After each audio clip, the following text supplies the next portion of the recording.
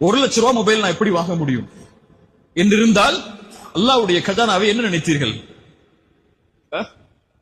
ஒரு ஹராமில் இருக்கக்கூடிய ஒரு மனிதனுக்கு அல்லாஹ் வாழ்வாதாரத்தை கொடுத்து அவனை அல்லாஹ் அழிக்கும் போது ஹலாலில் வாழ வேண்டும் என்று எண்ணக்கூடிய ஒரு முஃமினுக்கு அல்லாஹ் வாழ்வாதாரத்தை கொடுத்து அவனை மேன்மைப்படுத்த மாட்டானா? அல்லாஹ்வை அப்படியா நீங்கள் கணக்கிட்டு வைத்திருக்கிறீர்கள்? எனக்கு 20,000 தான் சம்பளம், நான் எப்படி 2,00,000 பொருளை வாங்க முடியும்? நீங்க 2,00,000 வாங்கவே முடியாதுன்னு உங்க மைண்ட்ல வச்சிருக்கீங்க. அல்லாஹ் உங்களுக்கு அந்த லட்சங்களை கொடுக்க மாட்டானா இன்னி வச்சிருக்கீங்க?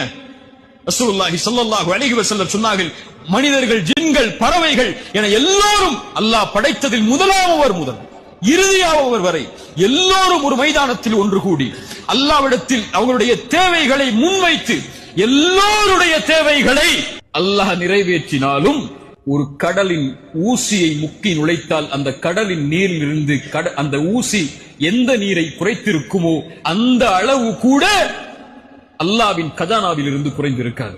எந்த கஜானாவை நம்பி நீங்க லோன் வாங்குறீங்க? எந்த கஜானாவை நம்பி இஎம்ஐக்கு போறீங்க? எந்த கஜானாவை நம்பி நீங்க உங்களுடைய வாழ்வாதாரத்தை மேன்மைப்படுத்த வேண்டும் உடனே என்று எண்ணுகிறீர்கள்?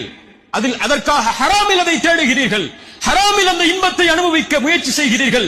அல்லாஹ்விடத்தில் இருக்கக்கூடிய அந்த கஜானா திறக்கப்பட வேண்டும் என்றால் உங்க பேங்குடைய கஜானா 2 டாக்குமெண்ட்ல திறந்துரும், 2 சைன்ல திறந்துரும், 2 பேர் விட்னஸ் போட்டா திறந்துரும், அல்லது 2 ஓடிபி கொடுத்தா கூட திறந்துரும்.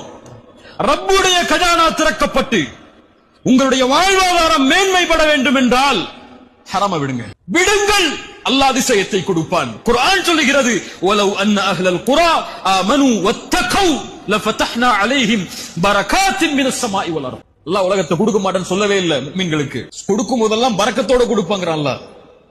ஈமான் கொண்டு தக்வாவை கொண்டவர்கள் அல்லாஹ்வை பயந்திருந்தால் வானம் பூமிகளுடைய கஜானாவை அல்லாஹ் திறந்து வைத்திருப்பானே.